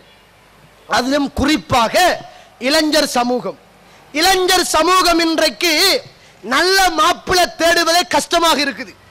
யாரு குடிகாரன் யாரு நல்லவன் அப்படின்னு தேடி பிடிக்கிறது ரொம்ப கஷ்டமாக இருக்குது. உங்களோட பாடசாலையில் படிக்கக்கூடிய 15 வயசு உள்ள ஒரு மாணவன் திடீர் என்று அவன் பாடத்தில் பின்பக்கம் சென்றால், அவன் எடுக்கக்கூடிய பெறுபேறுகள் குறைந்திருந்தால், அவசரமாக அவனை பாருங்கள் என்று சொல்லுகின்ற அளவுக்கு, அவனுடைய நடவடிக்கைகளை பாருங்கள் என்று சொல்லுகின்ற அளவுக்கு, அவன் நீங்கள் அறைக்குள் வருவதை அவன் விரும்பவில்லையா? அப்படி விரும்ப இல்லை என்றால் அவனுடைய அறைக்குள் ஏதோ ஒரு பாதகம் இருக்குது என்று சொல்லுகின்ற அளவுக்கு இன்றைக்கு இளைஞர் சமூகத்தை இந்த போதை வஸ்து சர்வ சாதாரணமாக காவு கொண்டிருக்கிறது. ஒவ்வொரு பாடசாலைகளிலும் இளைஞர்களை குறிவைத்து, இளைஞர் சமுதாயத்தை குறிவைத்து போதை பாவனைகள், தூள், ஸ்டிக்கர், சில மாத்திரைகள், சில ஐஸ்பேக் அப்படி என்று அதனூடாக கொடுத்து அவர்களை போதையில் மிதக்க செய்து, சில பாடசாலைகளில் கூட குடிக்குகின்ற இலசுகளை அப்படியே திட்டமிட்டு இருக்கக்கூடிய காவல் துறை அப்படியே கெட் பண்ணி கொண்டு போய் போலீஸில் வைக்கக்கூடிய முஸ்லிம்களுடைய பாடசாலைகளுக்கு அதிகமாக இன்றைக்கு அவர்கள் வந்து அவர்களை விசாரிக்கக்கூடிய ஒரு துர்ப்பாக்கியமான நிலைமை இன்றைக்கு இலசுகளிடத்திலே தோன்றி போயிருக்கிறது. அது மாத்திரமல்ல, இன்ஜெக்ஷன் இளைஞன் தனக்குத்தானாக அடித்துக் கொள்ளுகிறான். வயசாலி இன்ஜெக்ஷன் சுகர் கூறினா அடிக்கிறான். இன்றைக்கு இருக்கக்கூடிய இளைஞன் போதை வருவதற்காக தனக்குத்தானே இன்ஜெக்ஷனை அடித்துக்கொண்டு தனக்குத்தானே போதையை ஏற்றுக்கொண்டு இன்றைக்கு பிறண்டு பூமியில் திரிகிறான். உங்களுடைய இளைஞர் அதிகமாக பணம் கேட்கிறானா? கொஞ்சம் யோசியுங்கள். நீங்கள் பெற்ற பிள்ளை தனிமையை நாடுகிறானா? கொஞ்சம் யோசியுங்கள். ஒவ்வொரு நாளும் உங்களுடைய பிள்ளைகளுடைய வார்த்தைகள் திக்குமுக்காகுதா? கொஞ்சம் யோசியுங்கள். உங்களுடைய நண்பர், உங்களுடைய பிள்ளையுடைய நண்பர் யார் என்பதை கொஞ்சம் தேடி பாருங்கள். அவன் அறைக்குள் என்ன யூஸ் பண்ணுகிறான்? கண்ணாடி துண்டு இருக்குதா? கொஞ்சம் பாருங்கள். இந்த பல்புல இருக்குதே பல்ப், அந்த பல்புடைய கண்ணாடி துண்டு வீட்டுக்குள் இருந்தால் கவனமாக இருங்கள். அதிலே ஒரு வகையான தூளை வைத்து அதை சூடு காட்டி குடிக்கக்கூடிய இளைஞர்கள், வயோதிபர்கள் அல்ல, இளைஞர்கள். வயோதிபம் வேணும்னா 2 போத்தல் அடிச்சுட்டு போறான். ஆனா இளைஞர்களுக்குள்ளதான் இந்த தூளும் பீடாவும் வேறு வேறு என்ன பேர்களும் இன்றைக்கு சர்வ சாதாரணமாக இளைஞர் சமுதாயத்தை குட்டி சுவராக்கி கொண்டிருக்கிறது என்பதை நானும் நீங்களும் மறந்துவிடக் கூடாது. இதை ஒரு செய்தியை ஞாபகப்படுத்தணும். இப்ப இலங்கையில எந்த அளவுக்கு இந்த ஹெரோயின் போதை வஸ்து இளைஞர்களை குறிவைத்து தாக்கப்படுகிறது அல்லது கொண்டு வந்து இறக்குமதி செய்யப்படுகிறது, எந்த வயது உள்ளவர் இலங்கைக்கு கொண்டு வருகிறார்கள் என்று பாருங்கள். ஒரு 2 மாச அறிக்கை டிசம்பர் 6ஆம் தேதி பேருவளை கடற்கரை பகுதியிலே 2778 மில்லியன் ரூபாய் பெறுமதியான போதை வஸ்து இந்த டிசம்பர் 6ஆம் தேதி காவல்துறையினால் கைது செய்யப்பட்டிருக்கிறது. அதே போன்று டிசம்பர் 15ஆம் தேதி நொகேகொடவிலே உள்ள 1 கிலோ ஹெரோயின் வஸ்து கைது செய்யப்பட்டு 2 பேர் அதோடு அப்படியே கைது செய்யப்பட்டிருக்கிறார்கள். டிசம்பர் 15ஆம் தேதி 2018ஆம் ஆண்டு 3 கோடி நைஜீரியா நாட்டவர் 3 கோடி பெறுமதியான ஹெரோயினோடு நைஜீரியா நாட்டவர், நைஜீரியா நாடு எப்படி, அது என்ன நாடு, யாரு, அதான் நீங்களே பார்த்துக் கொள்ளுங்க. நைஜீரியா நாட்டவர் 3 கோடி பெறுமதியான ஹெரோயின் வஸ்தோடு இலங்கை கட்டுநாயக்கா விமான நிலையத்திலே கைது செய்யப்பட்டார். டிசம்பர் 16ஆம் தேதி 388 மில்லியன் ரூபாய் பெறுமதியான ஹெரோயின் ஒரு பொருள் பங்களாதேஷை சேர்ந்த ஒரு பெண்ணின் ஊடாக 23 வயது நிரம்பிய பெண்ணின் ஊடாக இலங்கைக்கு கடத்தப்பட்டு இலங்கை கட்டுநாயக்கா விமான நிலையத்திலே பங்களாதேஷை சேர்ந்த 23 வயதுடைய ஒரு பெண் 388 மில்லியன் ரூபாய் பெறுமதியான போதை வஸ்தோடு வந்த போது எமது நாடு கைது செய்யப்பட்ட வரலாறை பார்க்கிறோம். டிசம்பர் 23ஆம் தேதி கொழும்பு மர்தானை பகுதிகளிலே 60 லட்சம் பெறுமதியான 1 கிலோ ஹெரோயின் வஸ்து ஒருவரிடத்திலிருந்து கைது செய்யப்பட்டதை பார்க்கலாம். டிசம்பர் 31ஆம் தேதி 2 மில்லியன் பெறுமதியான ஹஷிஷ் என்று சொல்லக்கூடிய போதை ஊட்டுகின்ற ஒரு பாவனை இந்திய நபரிடத்திலே இருந்து கைது செய்யப்பட்டதை பார்க்கலாம். டிசம்பர் 31 வரலாற்றில் பொன்னெழுத்துக்களால் பதியப்பட வேண்டும் என்ற முசீபத்து பிடிச்ச வார்த்தைகளினால் பதியப்பட வேண்டும் என்று சொல்லுகின்ற அளவுக்கு 3336 மில்லியன் ரூபாய் பெறுமதியான போதை வஸ்து இந்த நாட்டிலே தெஹிவள பகுதியில், தெஹிவளையில் முஸ்லிம்கள் சரிவாக வாழுகிறார்கள், தெஹிவளையிலே கைது செய்ய மீட்கப்பட்ட வரலாறு. ஜனவரி 7ஆம் தேதி 15 மில்லியன் ரூபாய் பெறுமதியான ஹெரோயின் வஸ்து கொட்டாஞ்சேனையிலே கைப்பற்றப்பட்ட வரலாறு. ஜனவரி 21ஆம் தேதி 6 மில்லியன் பெறுமதியான ஹெரோயின் போதை வஸ்து 34 வயதுடைய ஒருவரின் ஊடாக பத்திரமுல்லையிலே கைது செய்யப்பட்ட வரலாறு. ஜனவரி 29ஆம் தேதி 95 கிலோகிராம் கொண்ட போதை வஸ்து கொள்ளுப்பிட்டியில் கைது செய்யப்பட்ட வரலாறு. ஜனவரி 31 கிரிபத கொடையிலே கைது செய்யப்பட்ட 36 மில்லியன் பெறுமதியான போதை வஸ்து கைது செய்யப்பட்ட வரலாறு. ஜனவரி 19ஆம் தேதி குஷ் என்று சொல்லுகின்ற போதைப் பொருள் ஈரான் நாட்டிலே இருந்து, ஈரான் இஸ்லாமிய குடியரசு என்று வாய் கூசாமல் ஈரானை பற்றி புகழ்ந்து புகழ்ந்து பேசுகின்ற இயக்கம் ஒரு கணம் சிந்திக்க வேண்டும். ஈரான் நாட்டிலே இருந்து ஒரு பெண்ணின் ஊடாக இலங்கை நாட்டுக்கு கொண்டு வந்த போது அந்த போதைப் பொருளை கட்டுநாயக்கா விமான அதிகாரிகள் கைப்பற்றிய வரலாறு. இந்த செய்தியில் ஒரு செய்தியை சொல்லணும். இன்றைக்கு ஷியாக்கள் சர்வ சாதாரணமாக பரவுகிறார்கள். அதில் அவர்கள் பரப்பப்படுகிற இன்னும் ஒரு புதிய யுக்தி என்ன என்று கேட்டால், போதை வஸ்தை இளைஞர்களுக்கு கொடுத்து முஸ்லிம் இளைஞர்களை குறிவைத்து ஒவ்வொரு இடத்திலும் ஆட்டங்களும் பாட்டுகளும் கூத்தாட்டங்களையும் உருவாக்கி ஒவ்வொரு கிளாஸ் என்ற போர்வையில் இளைஞர் சமுதாயத்தை கெச் பண்ணி அவர்களுக்கு போதைகளை ஊட்டி அவர்கள் எதையெல்லாம் இஸ்லாம் ஹராமாக்கியதோ அதையெல்லாம் ஷியா காபிர்கள் ஹலாலாக்கக்கூடியவர்கள்.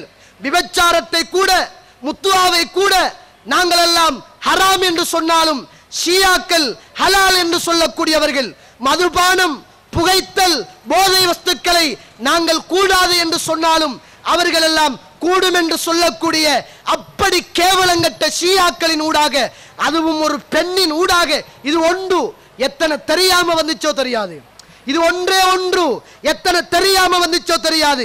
அப்படி ஜனவரி 19ஆம் தேதி ஈரானிய பெண்ணின் ஊடாக குஷ் என்று சொல்லக்கூடிய ஒரு வகையான போதை வஸ்து இலங்கைக்கு கொண்டு வரப்பட்டு கைது செய்யப்பட்ட வரலாறு. பிப்ரவரி நேற்றைய தினம் 1ஆம் தேதி பிப்ரவரி 1ஆம் தேதி 2 கோடி ரூபாய் பெறுமதியான போதைப் பொருட்கள் கைது செய்யப்பட்ட வரலாறு. இன்றைக்கு பிப்ரவரி 2 இன்றைக்கு சுமார் 56 லட்சம் ரூபாய் பெறுமதியான 400 கிராம் இடையுள்ள போதை வஸ்து இன்றைக்கு இலங்கையில் எடுக்கப்பட்ட வரலாறு. இது யாரு விற்கிறாங்க, எங்க விற்கிறாங்க, எந்த வயதுடையவர் கொண்டு வராங்க, யாரு குறிவைத்து தாக்கப்படுகிறது, மீடியா யாரு அப்படியே போக்கஸ் பண்ணி காட்டுது பாருங்க. அங்க ஒரு பாய், இங்க ஒரு பாய், அங்க ஒரு முஸ்லிம், இங்க ஒரு முஸ்லிம். முஸ்லிம்கள் இதன் ஊடாகத்தான் பொருளாதாரத்தை தேடுகிறார்கள்.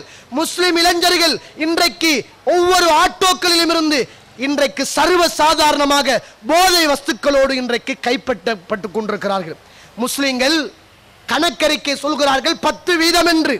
10% வாழக்கூடிய இலங்கை திருநாட்டிலே 16% இளைஞர்களும் இன்றைக்கு யுவதிகளும் இன்றைக்கு சிறைச்சாலைகளிலே வாடிக்கொண்டிருக்கிறார்கள். அதிலும் பெரும்பாலும் மேல் மாகாணத்தை சேர்ந்தவர்கள் இளைஞர்கள் சிறைச்சாலைகளிலே வாடிக்கொண்டிருக்கிறார்கள்.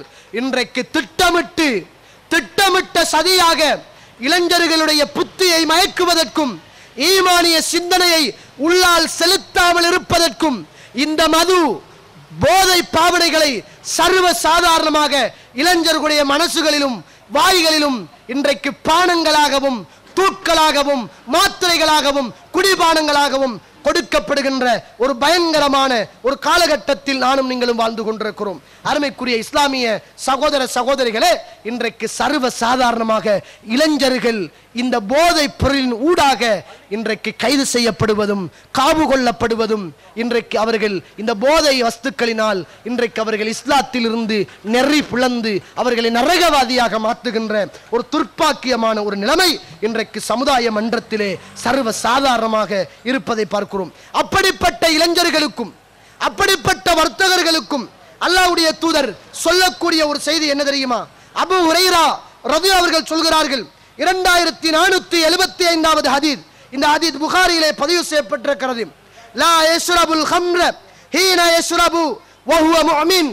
ஒருவன் போதை அடிக்கிற போது, சாராயம் குடிக்கிற போது அவன் ஒரு மூமினாக இருக்க மாட்டான்.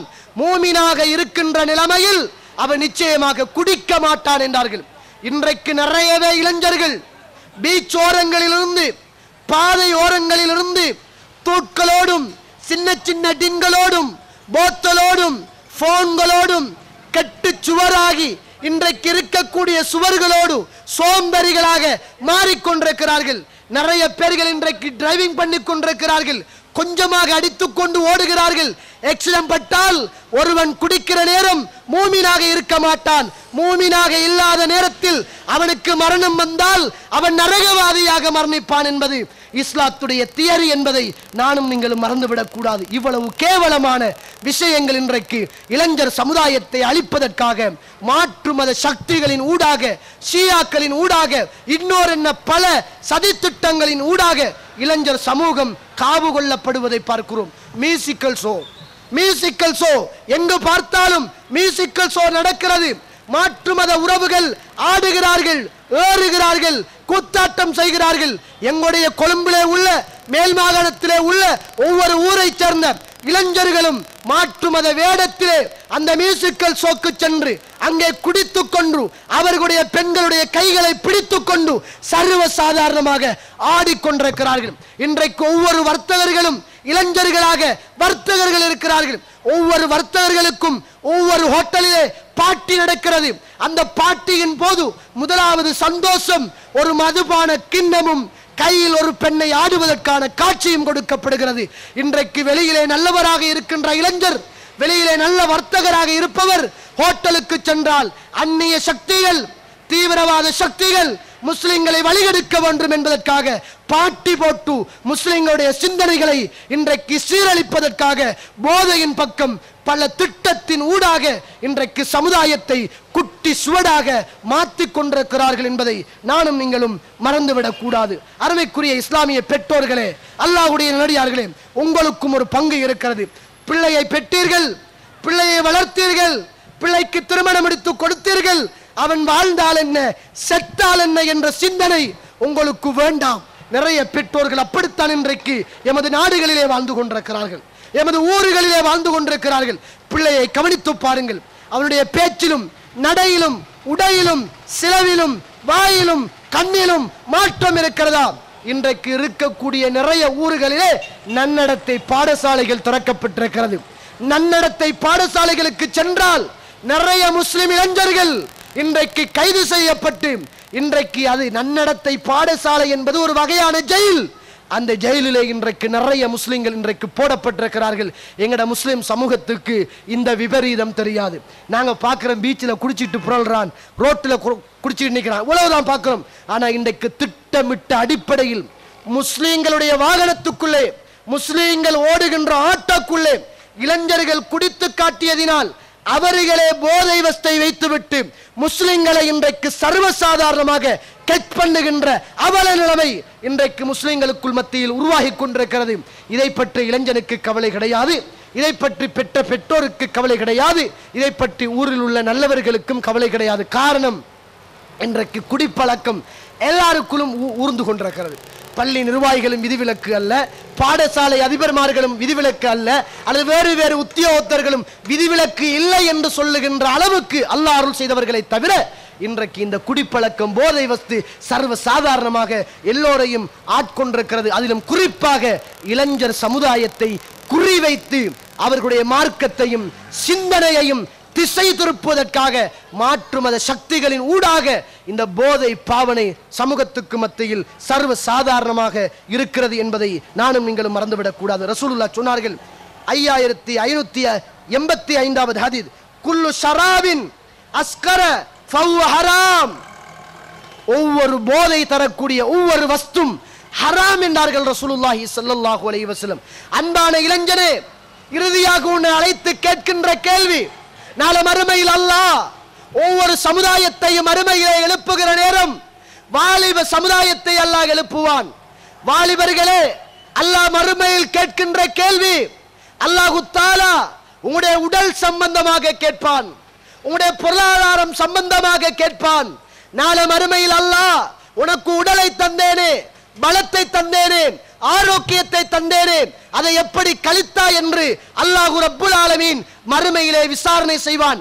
அப்படிப்பட்ட விசாரணையின் போது எனது அருமை இளைஞர்களே, போதை வஸ்துக்கு அடிமையாகிய எனது அன்பான பாசத்துக்குரிய இளைஞர் சமூகமே, அல்லாஹ்விடத்தில் என்ன பதிலை சொல்ல போகிறீர்கள்?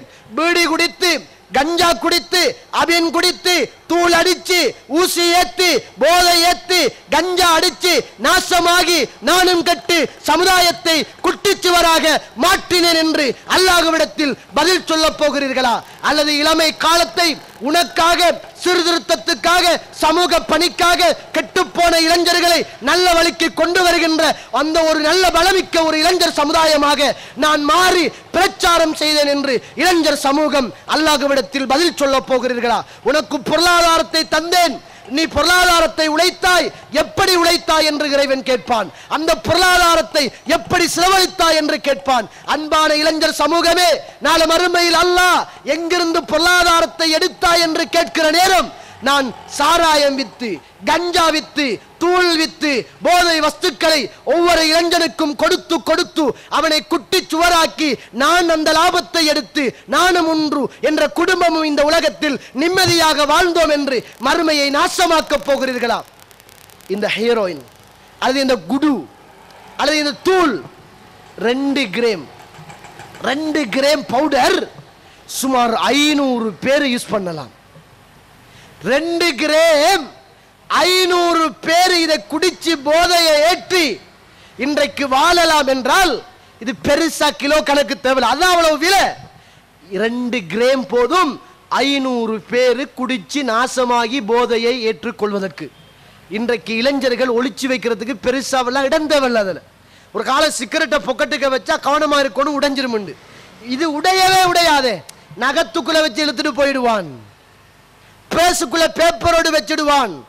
இப்ப வந்திருக்கு ஒரு டிஷ்யூ, அதை ஒட்டினா போதை. யாரு ஒட்டுற? பாப்பா மாரா ஒட்டுற? யாரு ஒட்டுற? வயசாளிகளா ஒட்டுற? அது எதுக்கு ஒட்டிருக்குன்னு விளங்குது இல்ல. முதல் ஒரு காலம் வந்துச்சு தலைக்குத்துக்கு ஒட்டுற ஒரு ஸ்டிக்கர், ஒட்டினா தலைக்குத்தும். இப்ப அது மாதிரி ஸ்டிக்கர் முகத்திலையோ எங்கேயாவது ஒட்டினால் அது போதை. அல்லாஹ் அக்பர். இளைஞர் சமுதாயத்தை அது குடிகாரன் என்று பட்டம் இல்லாம, போதை என்ற பட்டம் இல்லாம எப்படியெல்லாம் கெடுக்கோடுமோ அப்படியெல்லாம் கெடுப்பதற்கு திட்டங்கள் தீட்டப்பட்டு இளைஞர்கள் இன்றைக்கு குறிவைத்து தாக்கப்படுவதை பார்க்கிறோம். அதிலும் குறிப்பாக கொழும்பு போன்ற பல பிரதேசங்களிலே இந்த போதை வஸ்து, குறிப்பாக இளைஞர்கள் இதன் பக்கம் ஈர்க்கப்பட்டு தந்த வாழ்க்கையையும் தன்னை நம்பி வந்த துணைவியையும் தனக்கு பிறந்த பிள்ளைகளையும் நாசமாக்கி கொண்டிருக்கிறார்கள் என்பது உண்மையான செய்தி என்பதை நானும் நீங்களும் மறந்துவிடக் கூடாது. இறுதியாக அல்லாஹ் ரப்புல் ஆலமீன் ஒவ்வொரு சமுதாயத்தையும் அழைத்து சொல்கிறான், வலா துல்கு பி ஐதீக்கும் இல தஹ்லுகா, உங்களோட கரத்தால் நீங்களே அழிவை தேடிக்கொள்ள வேண்டாம். உங்களோட கரத்தால் நீங்களே அழிவை தேடிக்கொள்ள வேண்டாம். நம்மட காசை கொடுத்து, நம்மட நேரத்தை கொடுத்து இறைவன் ஹராமாக்கிய போதை வஸ்துக்களை இளைஞர் சமூகம் வாங்கி உண்டு பிறருக்கும் கொடுத்து மகிழ்கிறார்கள் என்றால் உங்களை நீங்களே அழித்துக் கொள்ள வேண்டாம் என்று இறைவன் கட்டளையிடுவது இளைஞர்களுடைய உள்ளங்களில் ஆழமாக பதிவு செய்யப்பட வேண்டிய ஒரு வசனம். பாருங்கள், நாளை மறுமையில் இளைஞர் சமூகமே போதை வஸ்துக்கு இறைவன் கொடுக்கிற தண்டனை, ஒவ்வொரு இளைஞனும் இந்த தண்டனையை புரிந்து கொண்டால், ஒவ்வொரு வாலிபனும் ஒவ்வொரு குடிகாரனும் இந்த செய்தியை புரிந்து கொண்டால் நிச்சயமாக இதிலே இருந்து விலகுவதற்கு அவனுக்கு வாய்ப்பு இருக்கும். ரசூலுல்லாஹி ஸல்லல்லாஹு அலைஹி வஸல்லம் சொல்லக்கூடிய ஒரு செய்தி, முஸ்லிம் 4075வது ஹதீஸ். ரசூலுல்லாஹி ஸல்லல்லாஹு அலைஹி வஸல்லம் அவர்கள் சொல்கிறார்கள், யார் ஒருவன் குடிக்கிறானோ, ரசூலுல்லாஹ் சொல்றாங்க, குல்லு முஸ்கரின் ஹராம், போதை தரக்கூடிய ஒவ்வொரு பாவனை பொருட்களும் ஹராமாகும். இன்னல்லாஹ அலல்லாஹி அஸ்ஸ வஜல் அஹ்தன் லிமன் யஷ்ரபுல் முஸ்கிர அன் யஸ்கியஹு மின் தீனத்தில் ஹபால். அல்லாஹு தஆலா ஒரு உடன்படிக்கை செய்து கொண்டான். இறைவன் ஒரு உடன்படிக்கை செய்து கொண்டான். இறைவன் உடன்படிக்கையை ஒரு காலமே மீற மாட்டான். இறைவனுடைய உடன்படிக்கை என்ன என்றால், இந்த உலகத்தில் குடிக்கக்கூடிய போதை வஸ்துக்கு உள்ளாகக்கூடிய ஒவ்வொருவர்களுக்கும் தீனத்துல் ஹபால் என்று சொல்லுகின்ற ஒரு பானத்தை அல்லாஹ் மறுமையில் தருவதாக அல்லாஹ் ரப்புல் ஆலமீன் வாக்களித்தான், உடன்படிக்கை செய்து கொண்டான். யா ரசூலுல்லாஹ், அல்லாஹ்வுடைய தூதரே, மா தீனத்துல் ஹபால், தீனத்துல் ஹபால் என்றால் என்ன யா ரசூலுல்லாஹ்? தீனத்துல் ஹபால் என்றால் என்ன? இறைவன் தருகின்ற தண்டனைகளில் ஒரு பானம் தீனத்துல் ஹபால் என்றால் அது என்ன யா ரசூலுல்லாஹ்? அரக்கு அஹ்லின் நார், அல்லாஹ் நரகவாதிகளை எல்லாம் நரகத்தில் போட்டு சூடு காட்டி, அந்த சூடு காட்டுகிற போது நரகவாதிகள் வேதனை தாங்க முடியாமல் உடம்புல இருந்து கொட்டுகின்ற வேர்வை இருக்கிறது அல்லவா, அந்த வேர்வை இந்த உலகத்தில் ஒவ்வொரு குடிகாரனுக்கும், ஒவ்வொரு குடி போதையில் அலையக்கூடிய மனிதனுக்கும் மறுமையில் இறைவன் தருவதாக இறைவன் அளித்த உடன்படிக்கை என்பதை ரசூலுல்லாஹி ஸல்லல்லாஹு அலைஹி வஸல்லம் சொல்லிவிட்டு சொன்னார்கள். அல்லது நரகவாதிகளுடைய உடம்புல இருந்து வழிகின்ற வேர்வை ஜீல் ஜலங்களை அல்லாஹ் தருவதாக உடன்படிக்கை செய்து கொண்டான். அன்பார்ந்த இளைஞர்களே, இந்த பூமியில் குடிக்கக்கூடிய, உங்களை அழிக்கக்கூடிய, நாசமாக்கக்கூடிய, சொற்ப இன்பத்தை தரக்கூடிய, சோகத்தை மலங்கடிக்கக்கூடிய, சோகத்தை மறக்கடிக்கக்கூடிய, உடம்பில் உள்ள பலத்தை இல்லாமல் ஆக்கக்கூடிய, எதிர்கால சந்ததிகளை இல்லாமல் ஆக்கக்கூடிய ஒரு சின்ன சின்ன தகராறுக்காக குடிக்கிறீர்களே, நாளை மறுமையில் இறைவன் உங்களுக்கு தருகின்ற தண்டனை நரகவாதிகளுடைய வேர்வையும் அவர்களுடைய ஜீலும் ஜலங்களும் உங்களுக்கு இறைவன் மறுமையில் தர காத்திருக்கிறான். போதைக்கு பின்னால் அலைகின்ற இளைஞர்கள் ஒவ்வொருவர்களுக்கும் இது சமர்ப்பணமாக இருக்க வேண்டும். அருமைக்குரிய இஸ்லாமிய உறவுகளை, அல்லாஹ்வுடைய நடிகார்கள், அந்த அடிப்படையில் நமது நாட்டையும் நமது தேசத்தையும் நமது இளைஞர் சமூகத்தையும் நாங்கள் எல்லாருமே போதையற்ற இளைஞர் சமூகமாக கட்டி எழுப்ப வேண்டும் என்றால் நாம் சொல்லக்கூடிய தீர்வு ஒன்றே ஒன்று, இஸ்லாம் மட்டும்தான். ஏனைய மதங்களில், ஏனைய விவகாரங்களில் இது சிலருக்கு கூடும், சிலருக்கு கூடாது, சிலர் குடிப்பார்கள், சிலர் மறைமுகமாக குடிப்பார்கள். இஸ்லாமிய தீர்வு இளைஞன், வாலிபன், யுவதி எல்லோருக்கும் ஒரே தீர்வுதான். அதற்காக வேண்டி இஸ்லாம் இந்த போதையை வன்மையாக கண்டிக்கிறது. ரசூலுல்லாஹி ஸல்லல்லாஹு அலைஹி வஸல்லம் சொன்னார்கள், யார் குடிக்கிறானோ அல்லாஹ் ரப்புல் ஆலமீன் குடிக்க கூடியவனை சபிக்கிறான், குடிக்க கொடுப்பவனையும் சபிக்கிறான். அதே போன்று குடியை குடிப்பதற்காக புளிகிறார்களே, அந்த புளிவதையும் இறைவன் சபிக்கிறான். இப்படி அல்லாஹ் ரப்புல் ஆலமீன் போதை வஸ்தையே சபிக்கிறான் என்றால், இறைவன் சபித்த இந்த போதையை இளைஞர்கள் கொஞ்சம் கூட நெஞ்சில் பயம் இல்லாமல் குடித்துக்கொண்டு அடித்துக்கொண்டு போதையில் ஆழ்ந்த எண்ணத்தில் இருக்கிறார்களாக இருந்தால், எங்களுடைய இளைஞர் சமுதாயம் எப்போது இஸ்லாத்தின் பக்கம் வரப்போகிறது, மறுமையில் எப்போது அவர்கள் விடிவை பெற்றுக்கொள்ளப் போகிறார்கள் என்ற ஒரு சிந்தனையை நானும் நீங்களும் மறந்து விடாமல் உள்ளத்திலே ஆழமாக பதிவு செய்து கொண்டு, கடைசியாக ஒரு வரலாற்று செய்தி. புகாரியிலே 2464வது செய்தி. அல்லாஹ்வுடைய தூதர் ஸல்லல்லாஹு அலைஹி வஸல்லம் அவருடைய காலத்தில் இந்த சாராயம் குடிப்பழக்கம் சர்வ சாதாரணமாக இருந்தது. அல்லாஹ் ரப்புல் ஆலமீன் இந்த குடியை, இந்த போதை வஸ்தை இந்த மண்ணுக்கு மேலே ஹராமாக்க நினைக்கிறான். அல்லாஹ் தஆலா இந்த போதை வஸ்து இன்றோடு இத்தோடு ஹராமாக்கப்பட்டு விட்டது என்ற சந்ததியை அல்லாஹ் ரப்புல் ஆலமீன் இந்த மண்ணுக்கு மேலே இறக்கி வைக்கிறான். அனஸ் ரலியல்லாஹு அவர்கள் சொல்கிறார்கள், நாங்கள் அபூ தல்ஹா ரலியல்லாஹு அவருடைய வீட்டில் இருந்தோம். அந்த நேரத்தில் நான் தான் அனஸ், ஒரு இளைஞர் நான் தான் அவருடைய வீட்டிலிருந்து வருபவருக்கெல்லாம் குடிப்பதற்காக கிண்ணங்களிலே சாராயத்தை ஊற்றி கொடுப்போம். அப்போது சிலருக்கு ஊற்றி கொடுத்தா போல், சிலர் குடித்தா போல் இருக்கிற நேரம், அலா இன்னல் ஹம்ர கத் ஹுர்ரிமத், அலா இன்னல் ஹம்ர கத் ஹுர்ரிமத், அறிந்து கொள்ளுங்கள், சாராயம் ஹராமாக்கப்பட்டு விட்டது, போதை வஸ்து ஹராமாக்கப்பட்டு விட்டது என்ற செய்தி எங்கேயோ அறிவிக்கக்கூடிய ஒரு மனிதரினால் அறிவிப்பு செய்யப்படுகிறது. அபூ தல்ஹா அனஸ் ரலியல்லாஹு அவர்களை கூப்பிட்டு சொன்னார்கள், போங்கள் அனஸே, ஏதோ அறிவிக்கக்கூடிய மனிதர் ஏதோ ஹராமாக்கப்பட்டதாக அறிவிப்பு செய்கிறார், என்ன அறிவிப்பு என்று கேட்டு வாருங்கள் என்றார்கள். போனார்கள், சொன்னார்கள், வந்து அபூ தல்ஹா அவர்களே, இன்றோடு அல்லாஹ் ரப்புல் ஆலமீன் போதை வஸ்தை சாராயத்தை அல்லாஹ் ஹராமாக்கி விட்டதாக அறிவிப்பு செய்யக்கூடியவர் அறிவித்துக் கொண்டு போகிறார் அப்படி என்றார்கள். அப்போது அமர ரசூலுல்லாஹி ஸல்லல்லாஹு அலைஹி வஸல்லம் முனாதியை யுனாதி, அறிவிக்கக்கூடியவரை அல்லாஹ்வுடைய தூதர் அழைத்து இந்த செய்தியை அறிவித்தவுடன் அவர் வீட்டில் குடிச்சு கொண்டிருந்த எல்லோரும் குடிகளை துப்பிவிட்டு ஊத்தப்பட்ட பரல்களை அப்படியே ரோட்டிலே ஊத்தி விட்டார்கள். வரலாறு சொல்கிறது, முழு மதீனாவும் அப்படியே ரோடுகள் எல்லாம் வீதிகள் எல்லாம் அப்படியே மதுபானம் ஓடிக்கொண்டிருந்த நிலைமையை பார்க்கக்கூடியதாக இருந்தது. ஒவ்வொரு இஸ்லாமிய சமூகமும் இப்படிப்பட்ட திருந்துதலுக்கு வராத வரைக்கும் நிச்சயமாக இந்த இளைஞர் சமூகத்தை நானும் நீங்களும் ஒளி தலை சிறந்த சமுதாயமாக இந்த சமுதாயத்திலே கட்டி எழுப்ப முடியாது என்பதை அறிந்து, ஒவ்வொரு அரசியல்வாதிகளும் ஆன்மீகவாதிகளும் ஒவ்வொரு முஸ்லிம் சீர்திருத்த குழுக்களும் இந்த இளைஞர்களை மற்றவர்கள் போதையின் ஊடாக காவு கொள்கிறார்கள் என்றால், ஒவ்வொரு பள்ளிவாசல்களிலும் மதங்களை மறந்து, அதாவது எங்களுக்குள் இருக்குகின்ற கருத்து வேறுபாடுகளை மறந்து ஒவ்வொரு பள்ளிவாசல்களிலும் இதற்கு எதிரான சட்ட நடவடிக்கைகள் எடுக்கப்பட்டு, ஒவ்வொரு வீடாக தட்டப்பட்டு இதனுடைய விபரீதம் இஸ்லாத்தின் அடிப்படையில் சொல்லப்பட்டு இளைஞர் சமுதாயத்தை வழிநடத்துகின்ற ஒரு சமூகம் இந்த உலகத்தில் உருவாகாத வரைக்கும் நிச்சயமாக இந்த இளைஞர் சமுதாயத்தை இந்த குடி போதை வஸ்தில இருந்து நானும் நீங்களும் பாதுகாக்க முடியாது என்ற அச்சுறுத்தலான ஒரு வார்த்தையை உள்ளத்தில் ஆழமாக பதிவு செய்து கொண்டு, அல்லாஹ் ரப்புல் ஆலமீன் இந்த இளைஞர் சமுதாயத்தை, என்னுடைய இந்த இளைஞர் சமூகத்தை அல்லாஹ் தஆலா இந்த போதை வஸ்துக்கு அடிமையான அந்த பண்பில இருந்து மீட்டு நல்ல இளைஞர்களாக, முத்தான இளைஞர்களாக இந்த மார்க்கத்தை சுமந்து இந்த மார்க்கத்தை மற்றவர்களுக்கு சொல்லக்கூடிய நல்ல இளைஞர் சமூகமாக அல்லாஹ் ரப்புல் ஆலமீன் ஆக்கி அருள் புரிவானாக. வாஹிர தஅவானா அனில் ஹம்துலில்லாஹி ரப்பில் ஆலமீன். அஸ்ஸலாமு அலைக்கும் வரஹ்மத்துல்லாஹி வபரகாத்துஹு.